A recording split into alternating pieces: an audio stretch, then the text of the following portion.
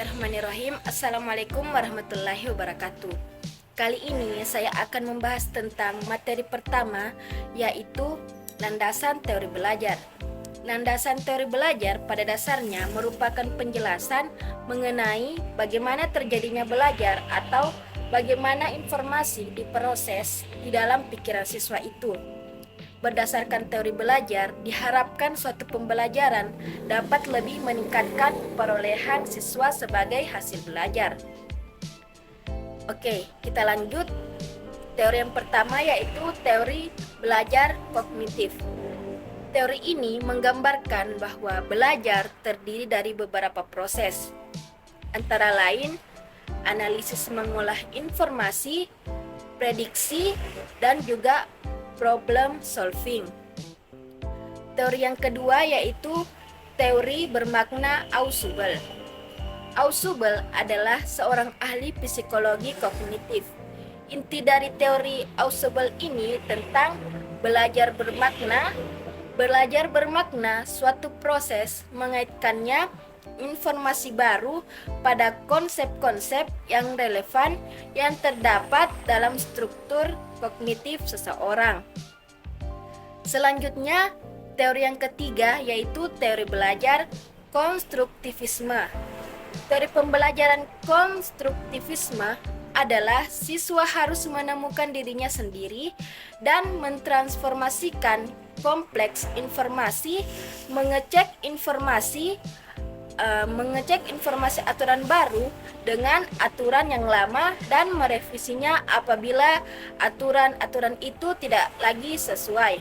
Selanjutnya, teori yang keempat yaitu teori penemuan Brunner. Brunner berpendapat bahwa manusia mempunyai kapasitas dan cenderung berubah karena menghadapi kejadian yang umum. Itulah penyampaian materi dari saya. Penyampaian materi selanjutnya akan dilanjutkan oleh rekan saya yaitu Hardianti. Baiklah, saya akan memaparkan materi yang kedua. Untuk yang pertama, mengenai prinsip belajar. Prinsip belajar adalah suatu hubungan yang terjadi antara peserta didik dengan pendidik agar siswa itu mendapat motivasi belajar yang berguna bagi dirinya sendiri. Ada beberapa macam prinsip. Yang pertama, prinsip kesiapan, yaitu proses yang dipengaruhi oleh kesiapan siswa atau kondisi siswa yang memungkinkan ia dapat belajar. Yang kedua, ada prinsip motivasi, yaitu suatu kondisi atau keadaan dari peserta didik untuk mengatur arah kegiatan dan memelihara kondisi tersebut. Yang ketiga, prinsip persepsi. Interpretasi tentang situasi itu hidup dan dipengaruhi oleh perilaku individu itu sendiri. Yang keempat, prinsip tujuan, yaitu sasaran khusus yang hendak dicapai oleh setiap individu. Yang kelima, ada prinsip perbedaan individual, di mana prinsip ini merupakan proses pengajaran yang semestinya memperhatikan perbedaan individual dalam kelas dan dapat memberi kemudahan pencapaian tujuan belajar setinggi-tingginya. Yang keenam, ada prinsip transfer dan retensi transfer, yaitu belajar yang dapat dianggap bermanfaat bila seseorang itu dapat menyimpan dan menerapkan hasil belajar dalam situasi baru dan pada akhirnya dapat digunakan dalam situasi yang lain. Sedangkan yang dimaksud dengan retensi adalah kemampuan seseorang untuk menggunakan hasil belajarnya. Yang ketujuh, prinsip belajar kognitif, yaitu mencakup asosiasi antar unsur, pembentukan konsep, penemuan masalah, dan keterampilan memecahkan masalah. Yang kedelapan, prinsip belajar afektif, di mana prinsip ini mencakup beberapa unsur, yaitu emosi, dorongan, minat, dan sikap. Yang kesembilan, ada prinsip belajar evaluasi. Belajar evaluasi ini, dalam prinsip ini dapat mempengaruhi proses belajar saat ini dan selanjutnya. Pelaksanaannya pelatihan evaluasi memungkinkan bagi individu ini untuk menguji kemajuan dalam pencapaian tujuan. Kemudian yang terakhir itu yang ke-10, ada prinsip belajar psikomotor, yaitu proses belajar psikomotor individu menentukan bagaimana ia mampu mengendalikan aktivitas ragawinya. Selanjutnya untuk materi yang kedua mengenai teknologi informasi. Teknologi informasi adalah sarana dan prasarana sistem dan metode untuk memperoleh, mengirim, mengolah, menafsir, menyimpan, mengorganisasikan, dan menggunakan data secara bermakna. Ada dua bentuk pemanfaatan teknologi informasi dalam pembelajaran. Yang pertama, pembelajaran bantuan komputer pembelajaran berbasis format pembelajaran, yaitu bagian A, tutorial, program penyampaian materi yang dilakukan secara tutorial.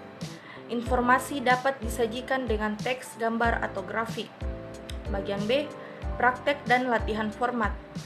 Ini dimaksudkan untuk melatih kemahiran peserta didik, sehingga memiliki kemahiran dalam suatu keterampilan atau memperkuat suatu konsep.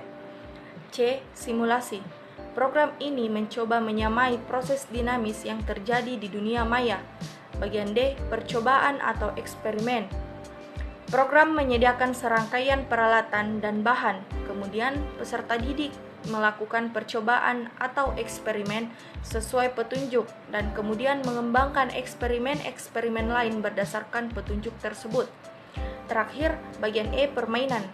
Permainan dalam hal ini masih mengacu pada pembelajaran, diharapkan bisa tercipta bermain sambil belajar. Poin yang kedua yaitu pembelajaran berbasis internet.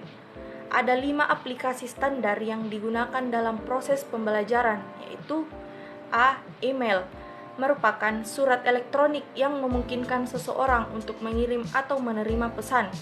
Bagian B. Mailing list. Prinsipnya sama dengan email, tapi kita bisa mengirim pesan ke beberapa orang sekaligus yang sudah tergabung menjadi anggota. C. File Share Protocol, merupakan fasilitas internet yang memberi kemudahan seseorang untuk dapat mengirimkan dan mengambil arsip file di suatu server yang terhubung ke internet dengan alamat terbaru. Bagian D. News Group, fasilitas untuk melakukan komunikasi antara 2 orang atau lebih secara serempak dalam pengertian waktu yang sama. Terakhir, bagian E. World Web, merupakan kumpulan koneksi besar tentang berbagai macam dokumentasi yang tersimpan dalam berbagai server di seluruh dunia. Itulah materi dari saya. Selanjutnya saya serahkan kepada rekan saya, Siti Aulia Sahdani. Bismillahirrahmanirrahim. Saya akan melanjutkan materi dari rekan saya, yaitu bagian D dan E. Bagian D, pemanfaatan teknologi informasi dalam pendidikan. Teknologi informasi adalah sarana dan prasarana sistem dan metode untuk memperoleh, mengirim, mengolah, menafsir, menyimpan, mengorganisasikan, dan menggunakan data secara bermakna. Itu tadi adalah pengertian dari teknologi informasi. Kemudian ada pemanfaatan program multimedia pembelajaran interaktif. Multimedia sering diartikan sebagai gabungan dari banyak media atau setidak-tidaknya terdiri lebih dari satu media. Multimedia dapat diartikan sebagai komputer yang dilengkapi dengan CD player, sound card, speaker dengan kemampuan memproses gambar gerak, audio dan grafis dalam resolusi yang tinggi. Kemudian dari sudut pandang software akan diartikan sebagai kemampuan untuk mencipta dunia maya di mana pengguna dapat berinteraksi dengan komputer. Kemudian pemanfaatan EducasiNet. EducasiNet adalah portal pendidikan yang menyediakan bahan belajar, fasilitas komunikasi dan interaksi antar komunitas pendidikan. Jadi tujuan EducasiNet dikembangkan antara lain tersedia berbagai bahan ajar berbasis web yang sesuai dengan tujuan, terjadi komunikasi dan kolaborasi antar komunitas pendidikan, terbentuk budaya belajar. Nah, selanjutnya bagian E, landasan teori teknologi informasi. Dalam pengembangan sistem dan model pembelajaran berbasis teknologi informasi, baik secara offline dan online, diperlukan pertimbangan dan penilaian atas beberapa hal. Jadi ada 4 hal. Yang pertama, ada keuntungan. Kemudian, biaya pengembangan infrastruktural. Kemudian yang ketiga, biaya operasional dan perawatan. Dan yang keempat, sumber daya manusia. Ya, jadi itu tadi penjelasan materi singkat dari saya. Selanjutnya akan dilanjutkan oleh rekan saya, yaitu Riza Rosdita. Saya akan melanjutkan materi selanjutnya, kontribusi teknologi informasi dalam teknologi pembelajaran. Kontribusi teori teknologi informasi ini mencakup aspek infrastruktur, informasi dan telekomunikasi, sumber daya manusia dan acuan produk. Hukum telematika sehingga dapat berperan untuk membelajarkan manusia dengan mengembangkan dan atau menggunakan aneka sumber belajar. Pemanfaatan teknologi informasi dalam hal ini internet pembelajaran di Indonesia ketika cara tersebut juga dilakukan sepenuhnya baik untuk keperluan pendidikan sekolah maupun luar sekolah. Dengan demikian, dukungan teknologi informasi terhadap teknologi pembelajaran diperlukan untuk dapat menjangkau peserta didik dimanapun mereka berada. Dan kapan saja karena jarak geografis dan waktu bukan merupakan kendala utama. Materi selanjutnya, teknologi pembelajaran dalam lingkup agama Islam. Penerapan teknologi pada dunia pembelajaran sangat bermanfaat karena dengan adanya teknologi pendidikan akan merasa terbantu dalam menyampaikan materi pembelajaran dengan penggunaan teknologi yang tepat. Maka peserta didik akan lebih menguasai serta materi yang dijelaskan oleh pendidik sehingga dapat mewujudkan pembelajaran yang kondusif. Dibutuhkan keterampilan bagi pendidik untuk memilih teknologi apa yang paling tepat digunakan. Contoh penerapan teknologi dalam kegiatan belajar mengajar pada pendidikan agama Islam. Pertama, teknologi berbasis visual. Teknologi berbasis visual adalah media yang dalam penerapannya mengutamakan indera penglihatan yang mana bertujuan untuk menarik perhatian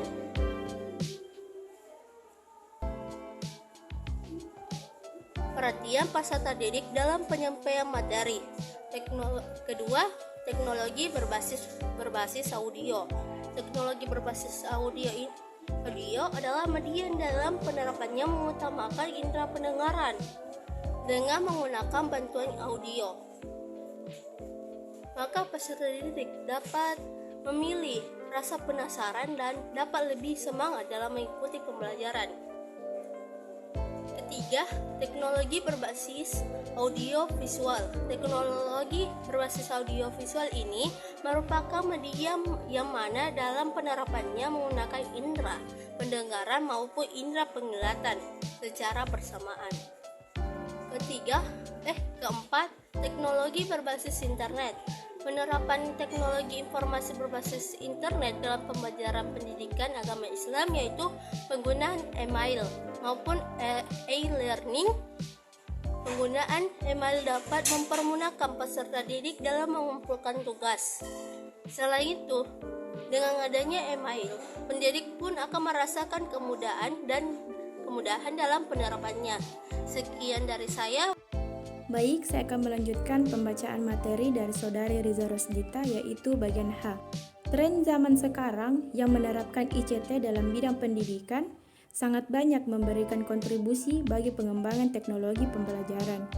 Dalam pelaksanaan pembelajaran saat ini, kita sering dijumpai berbagai pengembangan teknologi yang menyatukan data dengan audio dan video.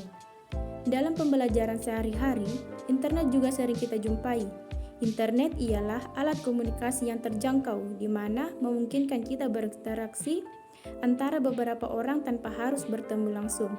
Dengan kemampuan dari internet memungkinkan terjadinya proses belajar mengajar jarak jauh yang sering disebut e-learning. Keberadaan ICT, mudahnya mengakses internet dan lancarnya berbagai informasi menjadi dasar tantangan yang dihadapi dalam pengembangan pendidikan. Kebutuhan akan pengetahuan menjadi dasar sehingga pendidikan menjadi salah satu bidang yang sangat dicari-cari orang banyak.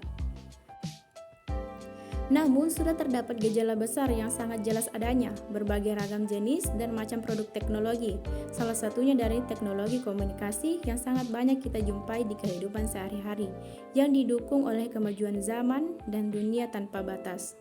Terbukanya informasi dunia yang berdampak pada pergeseran norma dan nilai harus lebih diperhatikan dan diwaspadai melalui penyaringan oleh norma yang baik dan melekat pada budaya masyarakat Indonesia.